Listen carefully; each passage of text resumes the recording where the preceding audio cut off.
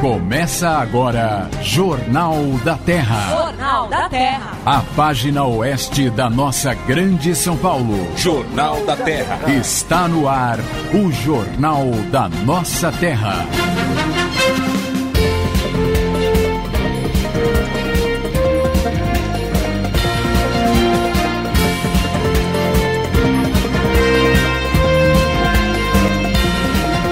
Alô, São Paulo! Uma boa tarde para você que sintoniza o AM 1330. A partir de agora, muito obrigado a você que esteve até agora com o meu amigo Cacá Rodrigues. A partir de agora, a região oeste da Grande São Paulo vai ficar sabendo o que mais importante aconteceu nas cidades da região. Está começando a edição número 217 do Jornal da Terra, nesta quarta-feira, dia 6 de novembro de 2013, Jornal da Terra, como faz diariamente, monitorando a região, esclarecendo os fatos, cobrando as autoridades, servindo o povo da região oeste da Grande São Paulo, fazendo rádio na essência interativo, um rádio companheiro e prestador de serviço, entrando diariamente na sua casa para levar a boa nova, até mesmo quando a notícia não é assim exatamente boa. Agora, pior do que saber aquela notícia ruim é não saber, ser privado dela e assim se tornar presa fácil, escravo da desinformação. E onde não há informação, mora a especulação. A sua cidade é nossa notícia. Jornal da Terra. Esses são os destaques da edição número 217 em Barueri. Segundo a polícia de Barueri, filha matou mãe de 52 anos de forma bem cruel, lá no Jardim Belval. Jandira mantém a vacinação contra a raiva até o próximo dia 23 de novembro. O Departamento de Águas e Esgotos do Estado lançou nota afirmando que o desassoreamento do Rio Tietê evita enchentes em 10 cidades da região. 121 milhões são liberados para as obras da Unifesp em Quitaúna. Prefeitos encaminham ao Legislativo das cidades projetos de lei para adesão ao Consórcio Intermunicipal Oeste.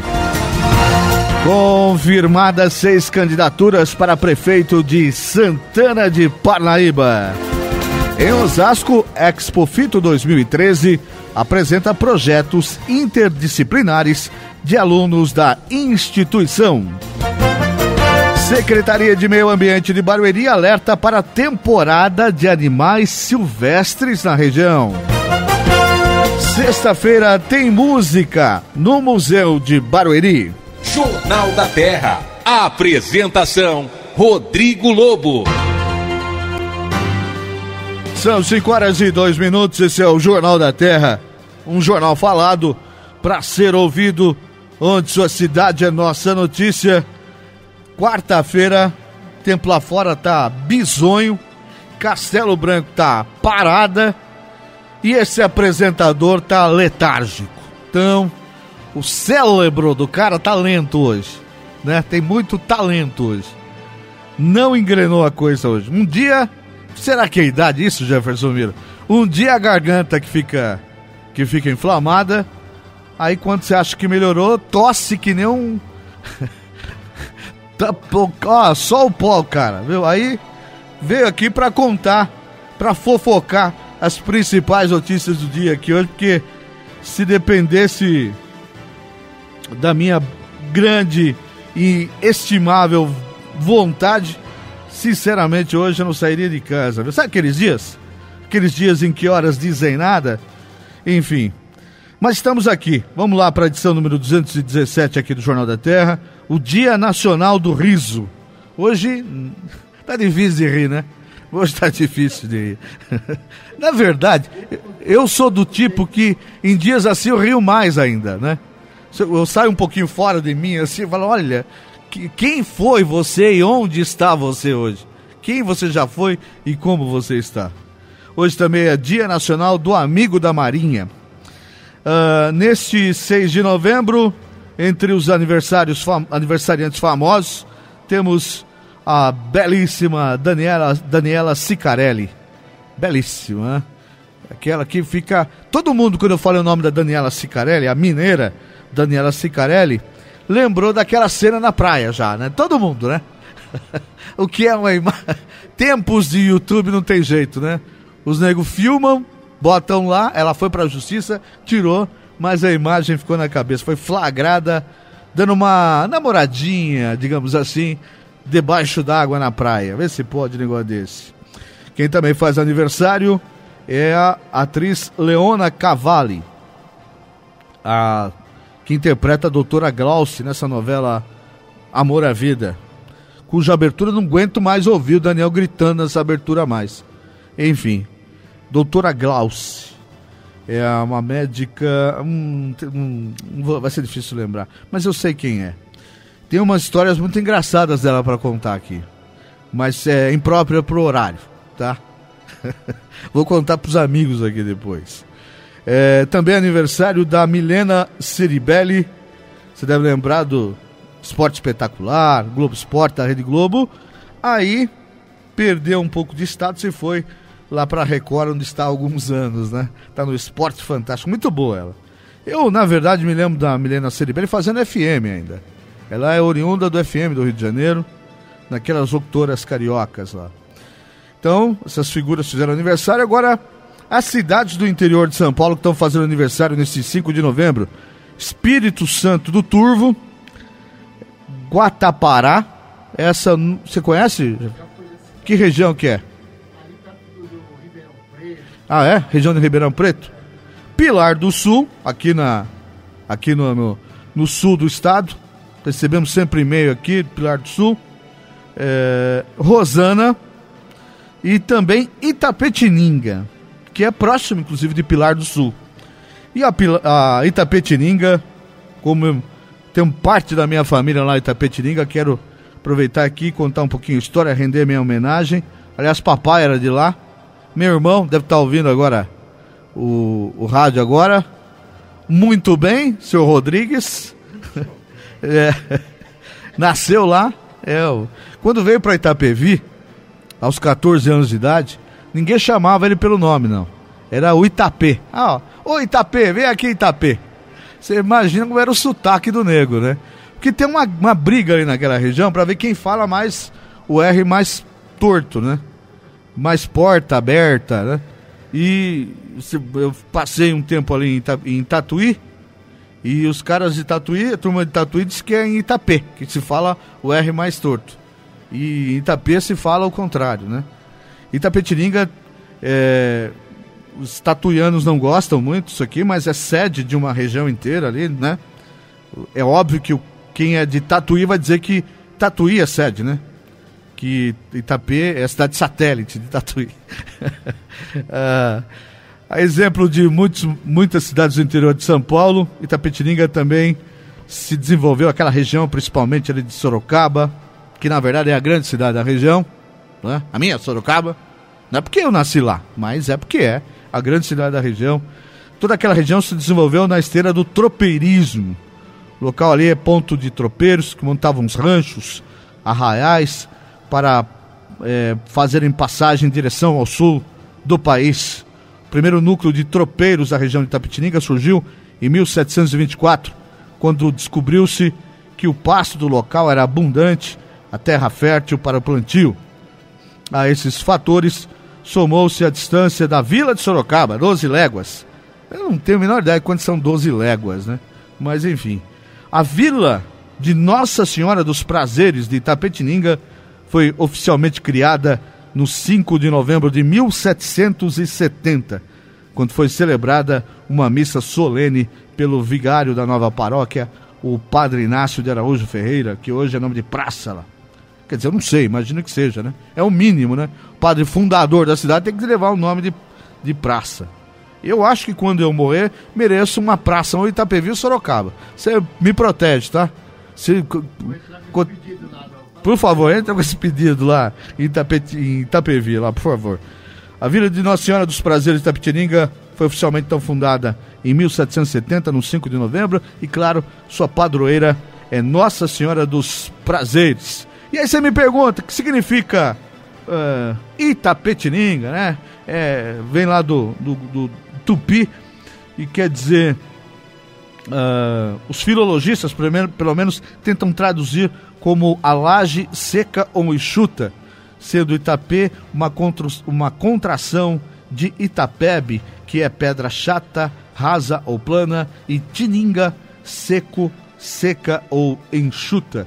Se você é de Itapetininga, se você é de Rosana, de Pilar do Sul, Guatapará, Espírito Santo do Turvo, ou tem parentes naquela cidade, conhece, gosta, receba os parabéns. Cidades todas hoje, todo mundo vivendo um dia importante de feriado. Hoje aqui no Jornal da Terra nós vamos conversar com o Dr. José Pedro, psicólogo. Vai falar hoje de psicopatia. O que é a psicopatia? Vai nos ajudar a identificar psicopatas no nosso meio.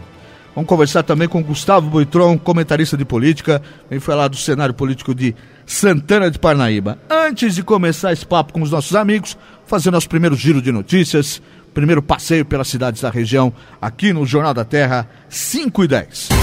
Jornal da Terra. Apresentação: Rodrigo Lobo. A Prefeitura de Santana de Parnaíba entregou no último final de semana o segundo espaço do empresário empreendedor, localizado na estrada Tenente Marques 5.730, na Fazendinha. O equipamento vai oferecer aos empresários todo o apoio necessário para investir na cidade. O novo serviço tem o objetivo de oferecer orientações aos empresários de todos os portes, desde o micro aos grandes empreendedores interessados em investir na cidade, com a abertura de novos negócios ou a ampliação de seus empreendimentos já em funcionamento. Para tanto, eles irão contar com uma série de serviços que estarão disponíveis no espaço do empresário empreendedor. No local, irá funcionar também o Banco do Povo Paulista, posto de atendimento do Sebrae, Junta Comercial e Procon. Na sexta-feira foi inaugurada a nova base da Coordenadoria Municipal de Defesa Civil de Itapevi. A nova instalação, que fica na Avenida Pedro Paulino, número 13, na Coab, possui um espaço físico mais amplo, comparado à antiga base, e conta com 6 salas destinadas ao setor administrativo, uma sala de refeitório e outra para vestiários dos profissionais. Além da nova dependência, a Defesa Civil recebeu a doação de mais 2 veículos e agora dispõe de 4 viaturas e uma motocicleta. A Defesa Civil é vinculada à Secretaria de Segurança e conta com um efetivo de 12 funcionários. Para reforçar o atendimento, 7 novos agentes estão em processo de treinamento e capacitação, sendo que 2 desses irão compor a equipe administrativa e outros 5 atuarão em ocorrências nas ruas. Para o secretário de Segurança, Kleber Marucho, a importância dos serviços desempenhados pelos profissionais merecerá sempre a atenção especial da Prefeitura. Além da nova base, os profissionais da Defesa Civil também passarão a contar com uma gratificação a ser incorporada aos vencimentos a partir da aprovação do plano de carreira. Todas essas ações vão garantir um aumento na folha salarial da ordem de R$15 milhões a partir da aprovação da Câmara Municipal e da sanção do Executivo. A Prefeitura de Jandira anunciou na sexta-feira que ampliará 864 metros da calha do rio Barueri-Mirim. A boa notícia favorecerá centenas de famílias que residem no bairro Ouro Verde, especialmente aquelas que têm moradias na rua Dom Pedro II. A via é a que mais sofre com as cheias do Barueri-Mirim durante as chuvas de verão. Com o alargamento da calha de 8 para 19 metros, o transtorno dos moradores acabará. As obras já estão em andamento e deverão ficar concluídas em maio de 2015. O alargamento começa na altura da nova ponte que o Estado está construindo devido à duplicação da via de acesso João de Góis, no Jardim São Luís, e avança para o interior do Ouro Verde. O trecho inicial da ampliação, na Avenida Manuel Alves Garcia, altura da Prefeitura e do Fórum, até a ponte mais antiga da João de Góis, já está concluído. Jornal da Terra. Jornal da Terra. A sua cidade é nossa notícia.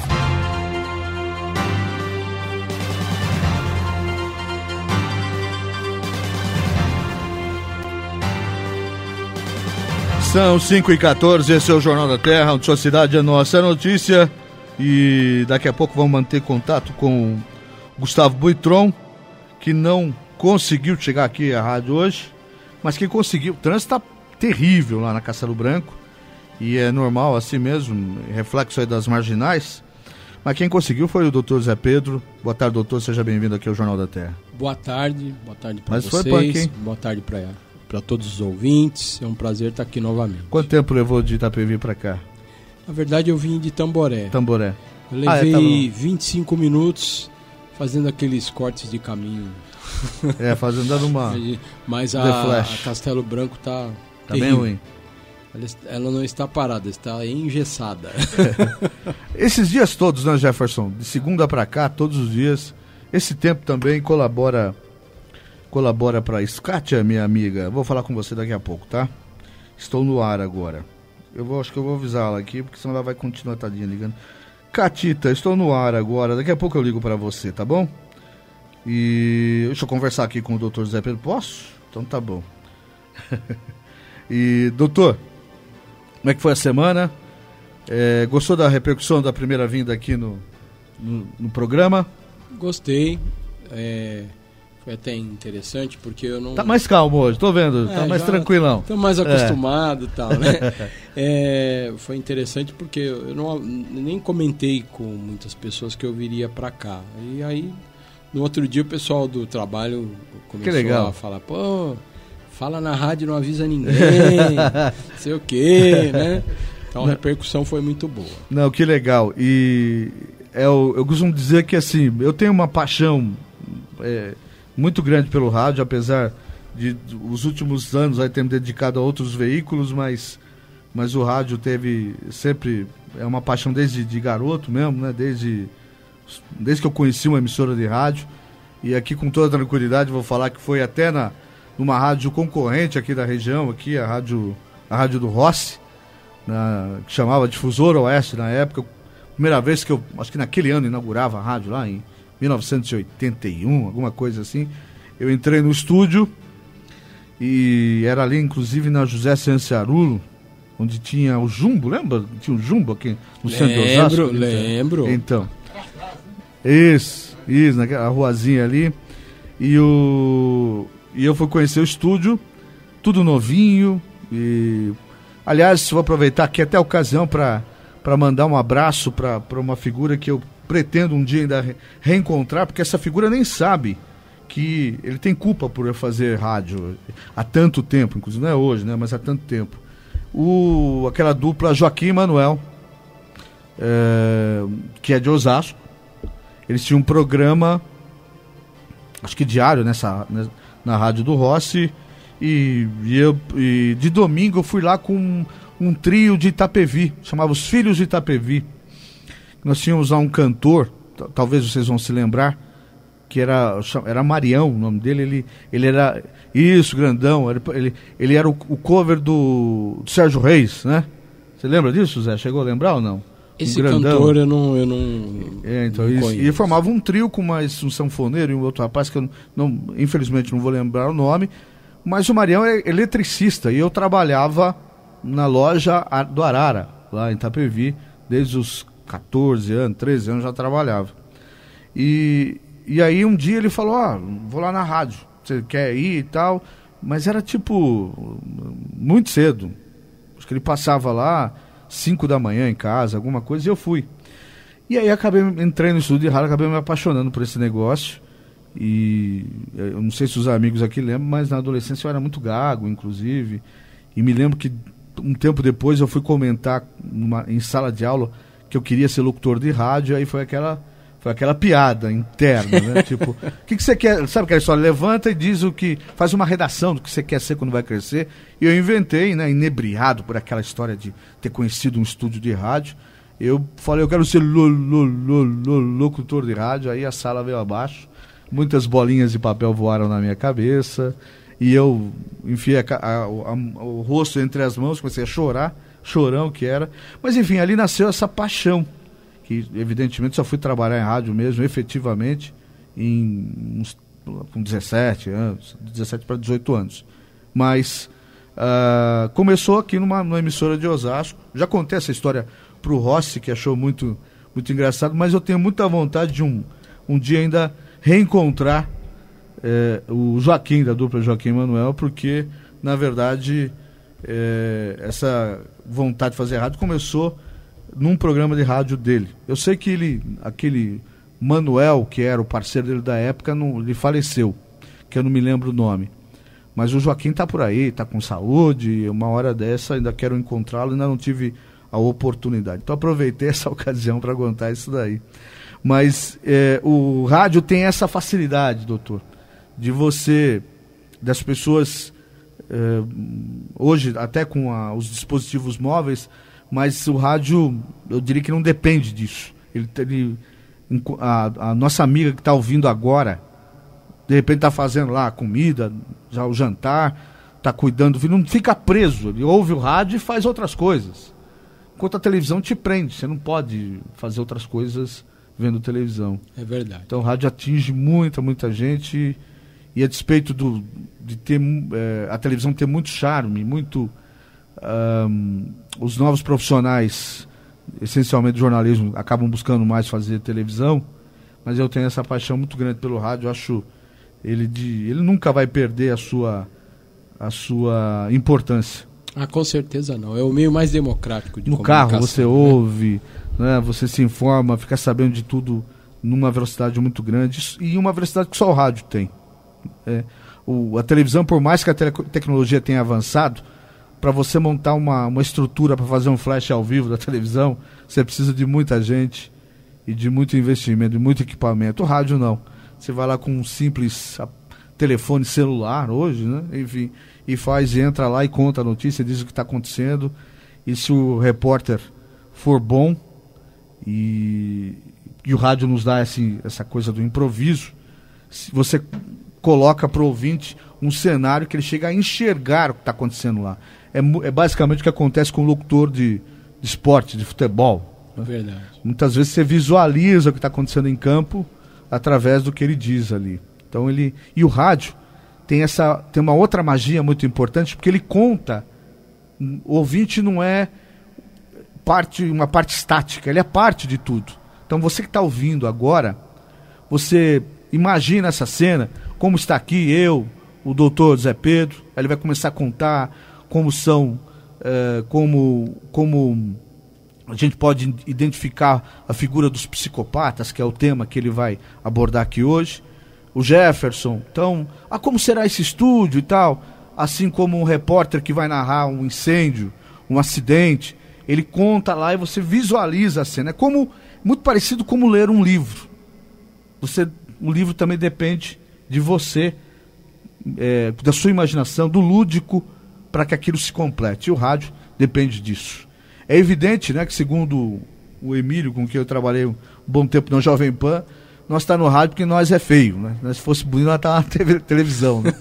Mas enfim, hoje já essa mística do bonito e do feio no rádio também já se perdeu, porque tem as redes sociais que acabam entregando a gente. Eu corro das fotografias, né? Eu fujo. É que o estúdio é pequeno, os caras trancam a porta, não dá para sair, e eu tenho que falar aqui, mas eu corro. Enfim, doutor, pois não. A gente combinou para falar aqui hoje de psicopatia. Recentemente, nós tivemos uma novela que abordou esse tema e dedicou essa característica ao seu principal personagem, que era a novela Favorita. E ficava o autor diz ter pesquisado, se aprofundado no tema para dar todas as características de psicopata àquela personagem que eu não me lembro o nome. Vamos pedir muito para mim também, que eu não sou noveleiro. Mas eu me lembro que a atriz que interpretava era Patrícia Pilar. Não me lembro o nome da personagem. Era a principal junto com a Cláudia Raia lá, eram as protagonistas da novela. E uma característica que o autor deixou transparecer de uma maneira muito clara é que o psicopata não tem consciência do que faz, né? Ele não tem dramas de consciência. Ele vai e faz. Né? Não é como a gente que, por mais que nós escondamos alguma coisa errada, mas lá dentro da gente fica aquela cobrança. Você pode até mesmo fazer de conta que não está acontecendo nada, mas a hora que você coloca a cabeça no travesseiro, aquela cobrança vem. É isso mesmo, o psicopata não vive esse drama de consciência? Exatamente. Para a gente entender a psicopatia, vamos fazer de conta, vamos imaginar que o aparelho psíquico, né? Imaginar ele como um aparelho qualquer, tá? Vamos pegar o rádio, né? A gente estava falando do rádio. Então o rádio você tem lá o botão para sintonizar a rádio, você tem o botão para o volume, não é assim? E o aparelho psíquico ele tem as funções. E uma das funções do aparelho psíquico são as funções que são responsáveis pela empatia, pela sua capacidade de se relacionar com o outro, se colocar no lugar do outro. Né? E a Melanie Klein, ela criou um termo técnico chamado identificação projetiva. O que é isso?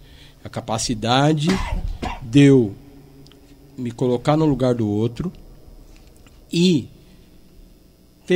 simplificando a coisa, né? Eu, por exemplo, a hora que eu sei que o outro está sofrendo, eu consigo imaginar como seria esse sofrimento para mim, né? Tá. E quando eu sou o causador desse sofrimento, eu me sinto culpado por isso. Tá. Isso coloca limite. Isso também gera nas pessoas o sentimento de amor ao próximo, de solidariedade, de compaixão, né? Porque nós somos um, né?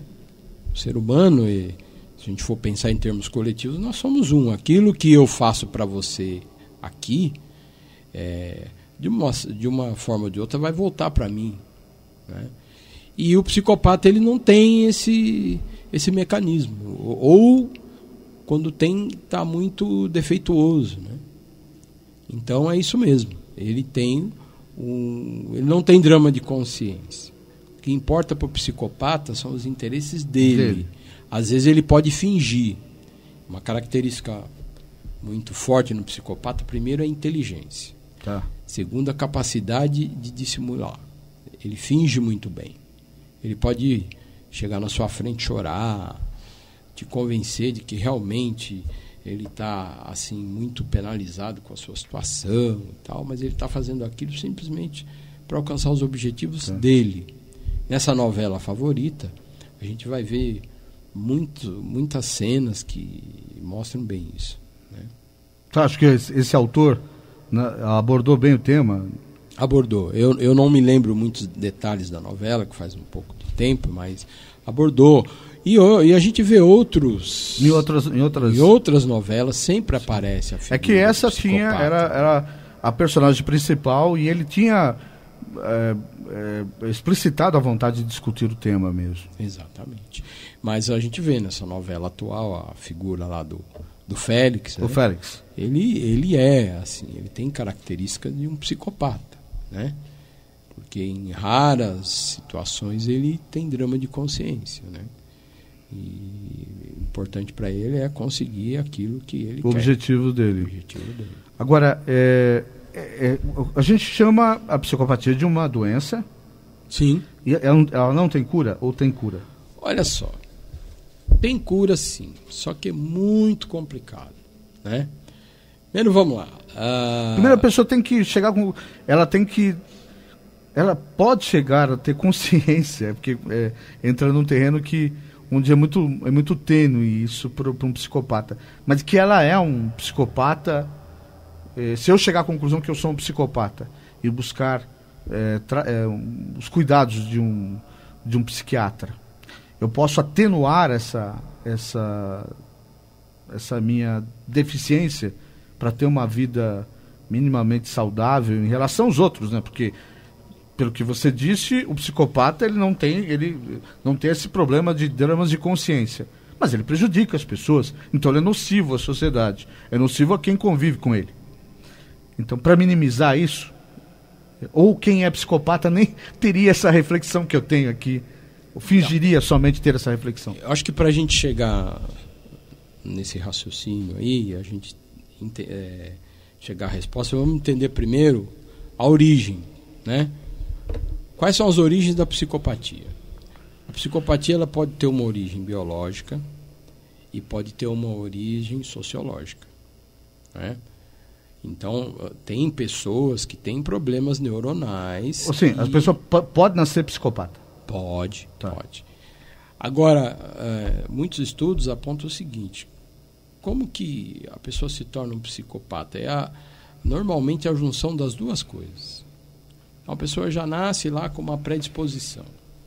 E aí, pode ter passado por traumas de infância, principalmente, né? Que traumas são esses? Abandono, família desestruturada, abuso sexual, abuso psicológico. Isso somado a uma deficiência biológica pode levar à psicopatia, tá? Ou às vezes nem tem uma deficiência biológica, mas esses fatores podem ser tão fortes que leva à psicopatia. Serve de gatilho. Isso. Porque o que acontece? O ser humano, ele é um animal, né, vamos dizer assim, que nasceu, agora eu vou filosofar aqui, tá? Nasceu para amar e ser amado. Para todo o nosso aparelho funcionar legal, tal, a gente precisa amar e precisa ser amado. E a gente aprende o amor quando? De criança, com os nossos pais, né? Agora, se você, citando aí vários autores, por exemplo, o Winnicott, que fala que a mãe precisa ser suficientemente boa para o filho, se eu não tenho uma mãe suficiente boa para mim, o meu desenvolvimento psíquico ele vai ficar comprometido. E qual que é a característica assim, que eu poderia dizer de um psicopata? Assim, uma coisa que a gente poderia identificar e entendê-lo. Ele é aquela pessoa que foi convencida de que o outro é mau, que não vale a pena você investir no outro. Ele é aquela pessoa que aprendeu a todo instante ter que se defender de um monte de coisa até para sobreviver, né? Tem um trecho de um rap do Racionais que ele diz assim: misture ódio, abandono, ação do tempo. Misture bem essa química, pronto, fez um novo detento. E eu acrescento, não é só um novo detento, você fez um psicopata. Crianças abandonadas, né? Bullying. Porque a psicopatia, como qualquer outra doença, ela tem vários graus. Você tem a psicopatia leve, que nós somos cercados de psicopatas e a gente não percebe. Porque são pessoas que, no fundo, estão mais querendo defender os próprios interesses, mas aí ela vai lá... Tem um setor da sociedade que deve ter muito, hein? Tem um setor específico aí. Sim, nós vamos falar da sociopatia, nós vamos chegar nesse setor que você está falando. Mas o que acontece? Você falou da cura, né? Todo ser humano, em maior ou menor grau, ele tem vínculo, tá certo? Sim. Então, você vê muitos casos de psicopatas que se curaram através da religião. Quantos assassinos que a gente conhece a história que o cara se converteu, que, enfim, ele se curou. Certo. Né? O que é necessário, assim, pegando na prática terapêutica? É você, como terapeuta, conseguir investigar qual o vínculo que essa pessoa tem que está um pouco melhor, um pouco mais preservado, e você trabalhar através desse vínculo. Porque você vai restaurar ou reconstruir, talvez, a capacidade que a pessoa tem de se vincular ao outro. E quando você consegue identificar um vínculo que vale a pena, tal, através desse vínculo a pessoa vai indo. Porque nós somos feitos do mesmo barro, né? Por mais que a gente fale, olha, com exceção do serial killer, daqueles casos muito comprometedores, todos nós temos vínculos, todos nós... para sobreviver, a gente se vincula, a gente tem consciência que depende do outro. Até para você tomar um café na padaria, você depende do cara que fez o café. E isso é uma coisa inerente. Né?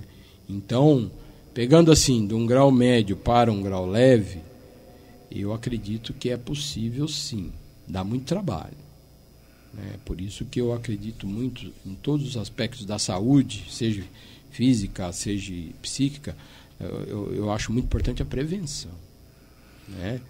Eu não sei se dá para se alongar agora, se você quer entrar, mas eu queria muito falar sobre sociopatia e tratamento e também a prevenção, porque tem muita coisa aí que a nossa visão é muito imediatista, é muito reacionária das coisas, né? Uma coisa que mostra o problema social da psicopatia hoje, que é a violência, né? O cara que... Eu estava ouvindo uma notícia ontem, o cara simplesmente matou um senhor de 62 anos porque ele foi roubar a corrente do irmão desse senhor. Esse senhor foi lá, entrou no meio da história lá, tentou, enfim, recuperar a corrente. O cara estava de moto, ele deu 2 tiros na cabeça desse homem, assim, execução sumária. Até a esposa desse senhor comentou, poxa, é um senhor de 62 anos, era o cara dar um empurrão, dar um chute, pronto, pegava a corrente e ia embora. Mas veja o grau de doença que a nossa sociedade está. Isso é psicopatia, sim. Tá. E falta do quê? Falta prevenção. Mas assim, aí é que as pessoas, alguém que está ouvindo, como é que a pessoa pode se identificar? Porque depende muito dessa autoidentificação. Porque o outro apontar não vai resolver muita questão. Como a pessoa vai se identificar como alguém que tem essa doença, essa dificuldade, essa limitação? Pessoas que têm dificuldade, por exemplo, de se comover com o sofrimento do outro, por exemplo.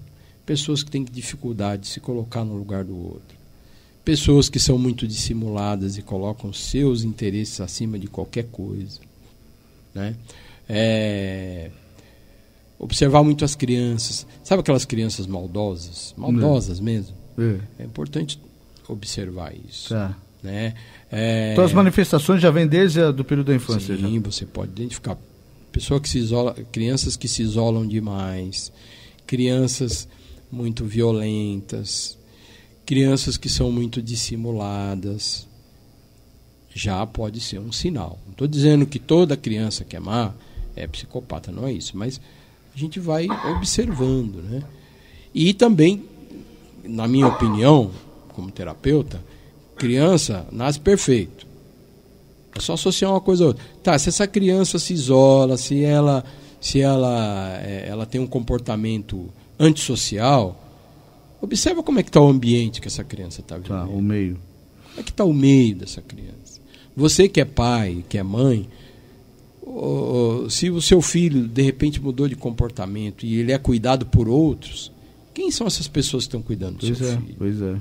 Né? Porque de repente a criança pode estar muito bem, mas começa a sofrer abuso sexual, abuso psicológico. Vários tipos de violência, né? Vários tipos de violência. Os próprios pais que, infelizmente, os abusos, eles acontecem primeiro em casa, na grande maioria das vezes, né?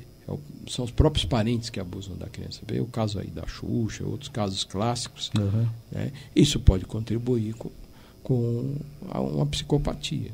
Então é muito importante observar e a própria pessoa também, né? Como é que é? Como que eu sou assim, entendeu? Eu coloco meus interesses na frente de tudo. Eu vejo uma pessoa lá na rua, lá, sabe, sofrendo, não estou nem aí. Não é que todo mundo tem que ser Madre Teresa, mas tem umas coisas que a gente não pensa, né? O cara que você despreza, sabe? O cara que você deixa de ajudar muitas vezes pode ser o bandido que vai lá na sua casa. Né? Então, eu fico meio preocupado, às vezes, que as pessoas têm aquela coisa da vingança. Né? O cara é bandido porque quer.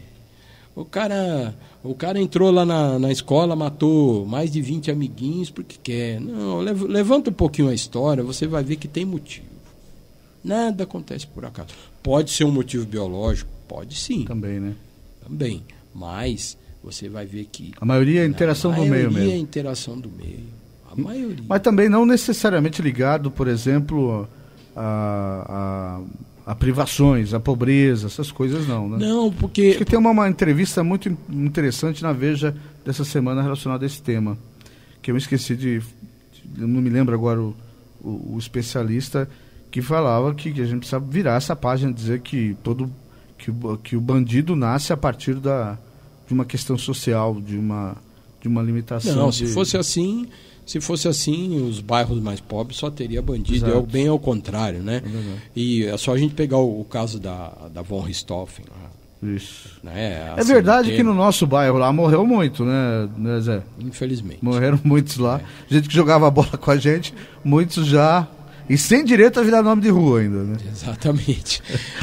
Mas você vê casos clássicos, como a von Richthofen, né? Pelo que se diz... Muito bem criada, teoricamente. Muito bem criada. Muita cultura. Tal, e que fez o que fez com os pais. Mas, assim...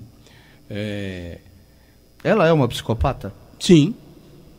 Entendeu? E inclusive, eu até estava lendo, assim, ontem, né, para refrescar as ideias e tal...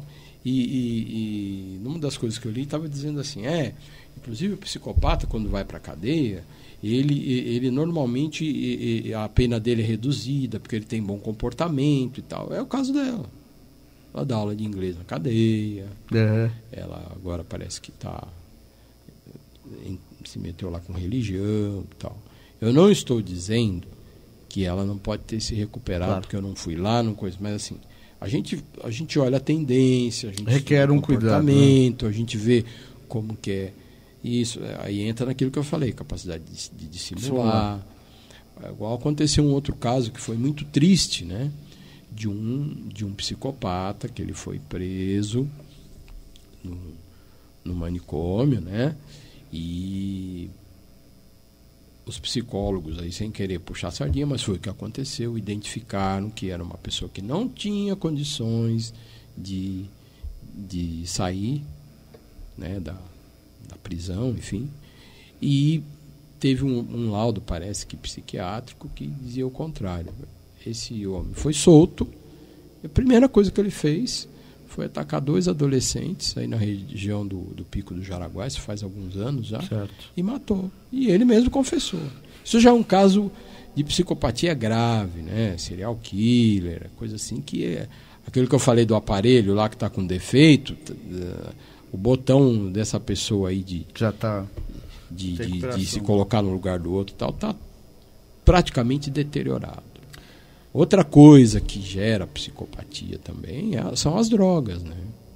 Você vê, é clássico, você vê casos de usuário de crack, de coisa, que chega um ponto que ele psicotiza, ele perde o limite, ele mata mesmo. Mas aí é um caso bem neurológico, né?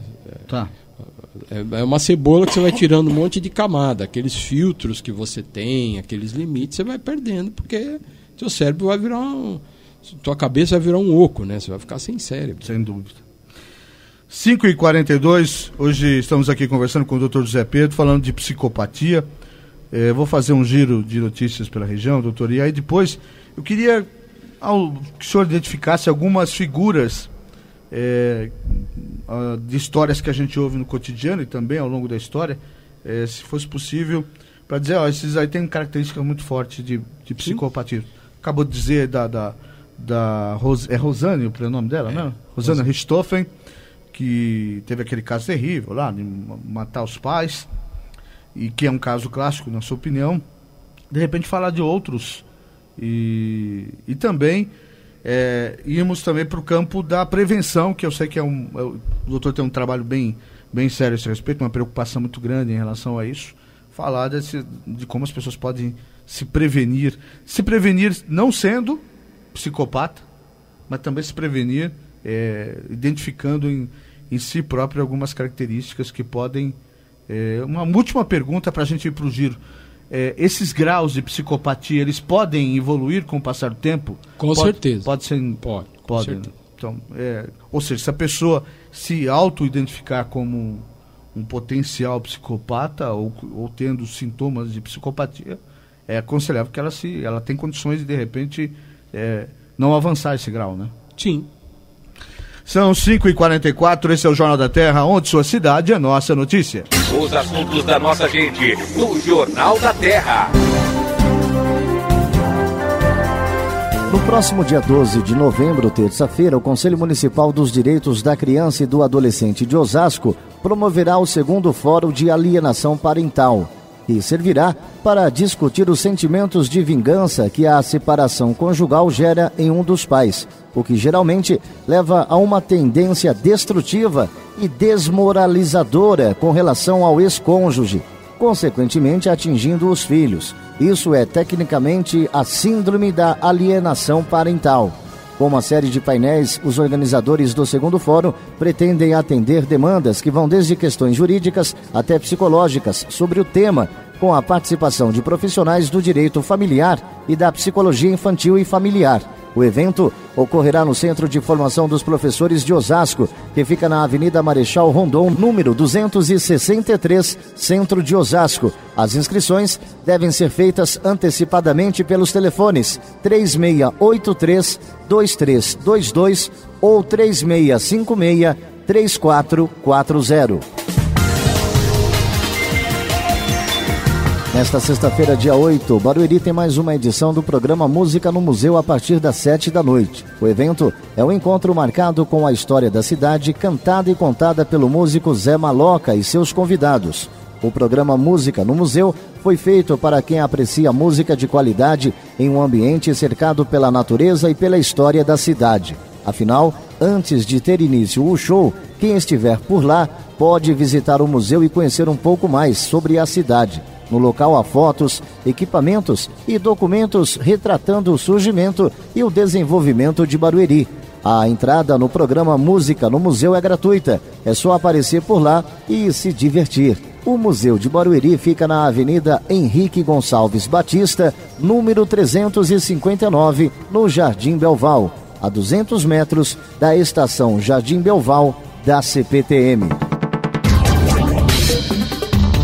Nesta quinta-feira, o prefeito de Barueri, Gil Arantes, e a presidente do Fundo Social de Solidariedade da cidade, Silvia Arantes, acompanhados de outras autoridades municipais, farão a entrega oficial das chaves de 160 apartamentos do conjunto habitacional da Estrada Velha de Itapevi, no Jardim Paulista.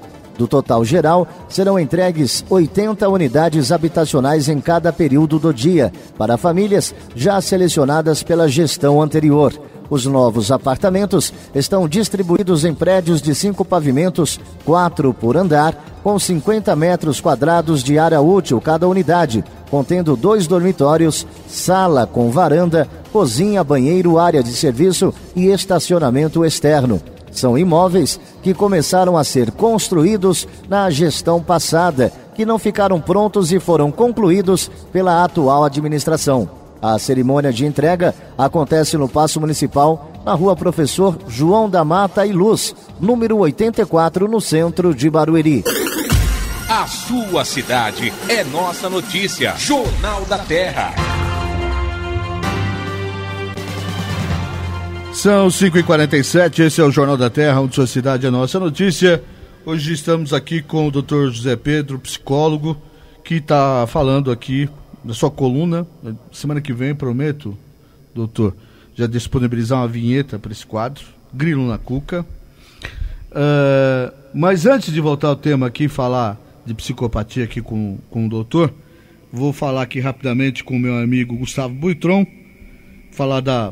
temos eleição, já estamos vivendo um momento já de campanha em Santana de Parnaíba. Uma boa tarde para você, Gustavo, tudo bem? Boa tarde, Rodrigo, boa tarde aos ouvintes da Rádio Terra, um prazer falar com vocês aí. Ô, Gustavo, o que a gente deu até na manchete aqui, agora, confirmado pelo TRE, são 6 candidaturas mesmo que vão para a urna aí, vão se apresentar para o voto do parnaibano, né? Isso mesmo. E quem são esses candidatos a prefeito e vice? O que eu tenho agora é o seguinte, eu estou sabendo os candidatos do PT, que é o João Carlos do PT, né? O Elvis César do PSDB, o Silvio Peccioli pelo Democratas, o Ronaldo Pistola pelo PSOL, e o Nunes Ambiental pelo PMN. Mas ele não trocou de partido? E o Magno Mori pelo PSB. Mas ele não trocou de partido? Eu tô meio perdido aí, eu já pedi algumas explicações e tal, e ninguém tá sabendo me explicar a respeito disso, né? Mas a candidatura dele foi dada entrada na candidatura, não sei se foi deferido o pedido ou não. Então estamos aguardando aí também o juiz eleitoral deferir essas candidaturas ou não, né? Bom, vamos ver aqui.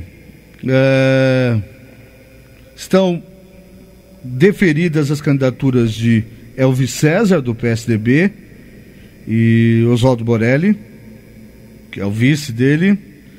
Silvinho Peccioli vai ter na sua chapa o Alaor, né?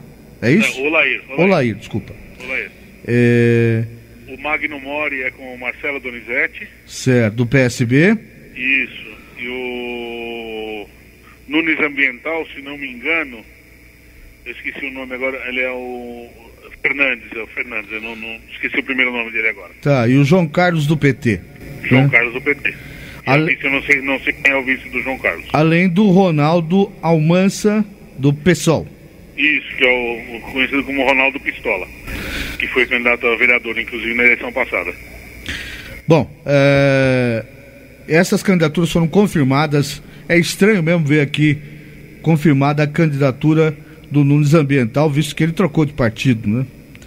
Mas a informação que eu tive, ele tinha mudado pro PHS, e então tá um imbróglio muito grande nisso aí. Eu tô ainda colhendo informações para poder passar informações corretas para o nosso ouvinte. Será que ele não abortou essa mudança de partido? Porque aqui consta PMN, né? Mas ele era do PV na eleição passada. Ah, tá. Entendeu? O ano passado.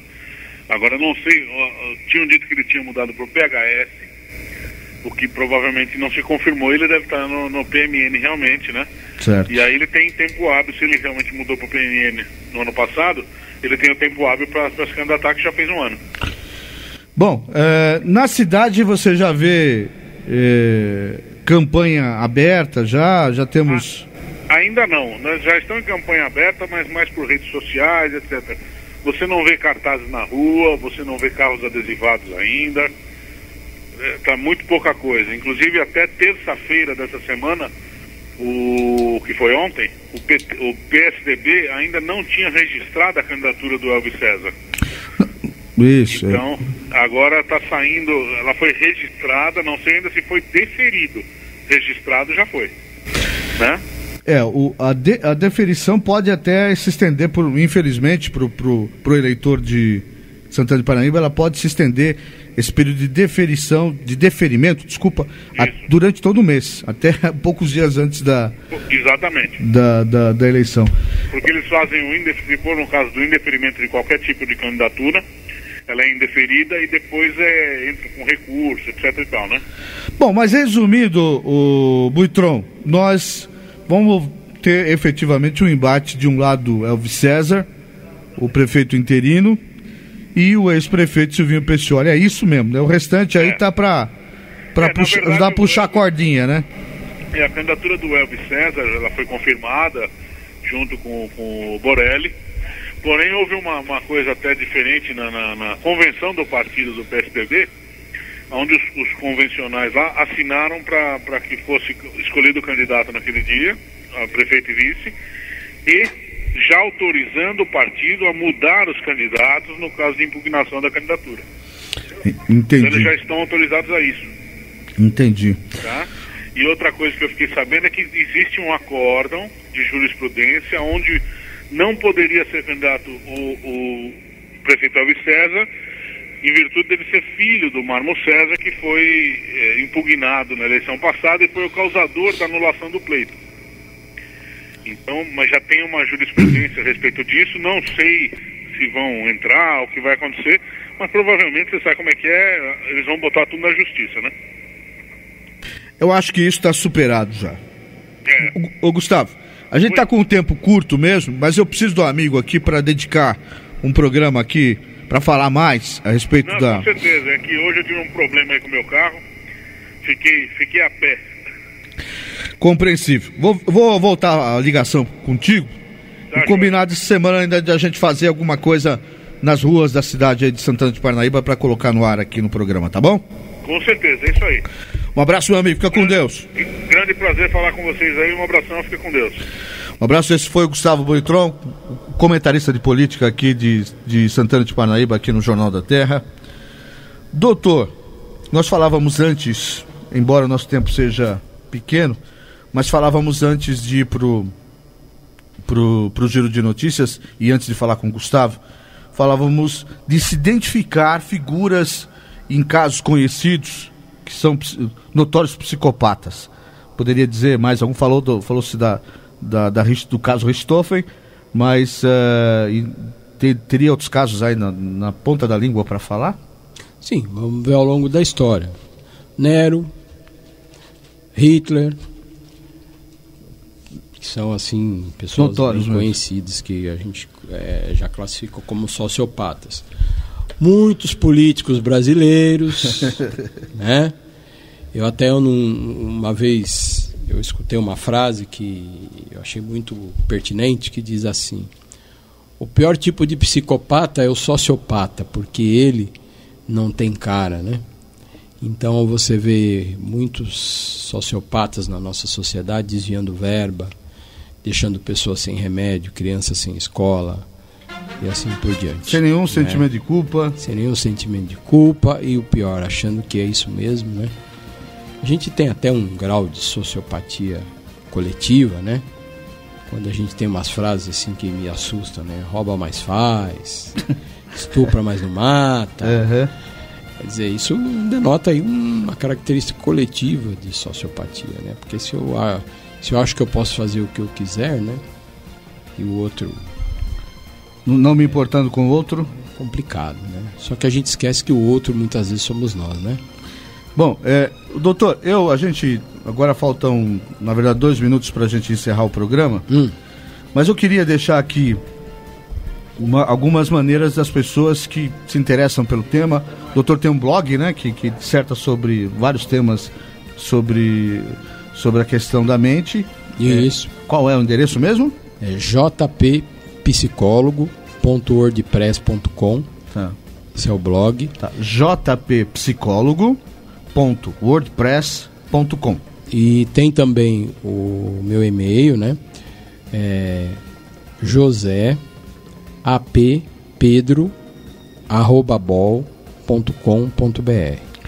O Facebook do doutor também é fácil de achar. Você vai lá em facebook.com/jp0809, digita lá, facebook.com/jp0809. Enfim, assim você vai devagarinho conhecendo bem o trabalho. O doutor tem esse trabalho, uma espécie de trabalho preventivo em relação às doenças da mente. Sim.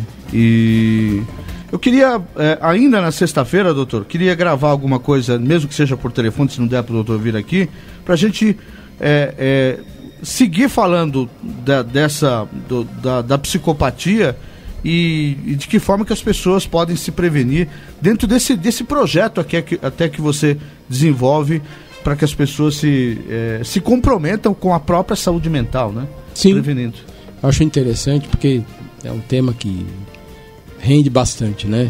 E tem como se prevenir, sim, na minha opinião, né? E desde questões pessoais como questões coletivas. É muito importante a gente estar falando, sim. Então, jppsicólogo.wordpress.com.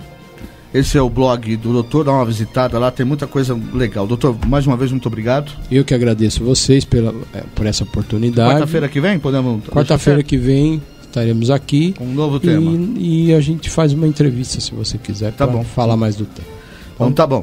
São 5h58, está terminando o Jornal da Terra, volta amanhã, 5 da tarde, aqui no AM 1330. Está chegando meu amigo Ademir Laurenti, o som do sucesso.